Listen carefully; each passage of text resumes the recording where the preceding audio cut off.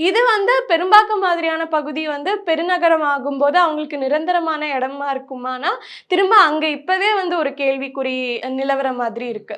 So இது வந்து ஒரு நகர கட்டமைப்பாவே நம்ம சென்னை யாருக்கான நகரமா மாறிட்டு இருக்கு அப்படின்ற ஒரு கேள்வி எழுப்புறதா இருக்கு.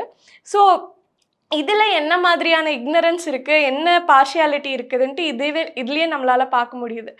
அதேதான் எந்த ஒரு அபாயம் ஒரு பேரிடர் காலத்திலயோ, இல்ல எந்த ஒரு விஷயம்னாலும் இதுதான் அதே லேயர்ஸா ரிஃப்ளெக்ட் ஆகுது. இப்போ காலநிலை மாற்றத்தினால மக்கள் பாதிக்கப்படுறாங்கன்னு சொல்றோம். யார் அதிகமா பாதிக்கப்படுவா அப்படின்னா வந்து அதுக்குன்னு ஒரு தனி வல்னரபிள் குரூப்ப வந்து கிரியேட் பண்ணறதில்ல.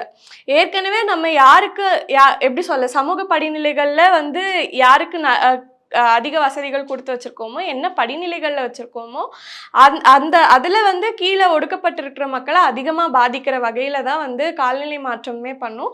அது பிராக்டிகலா எப்படி நடக்குது அப்படின்றதுக்கு இப்போ நார்த் சென்னை இக்னோர் ஆகியிருக்கிறது ஒரு காரணம்.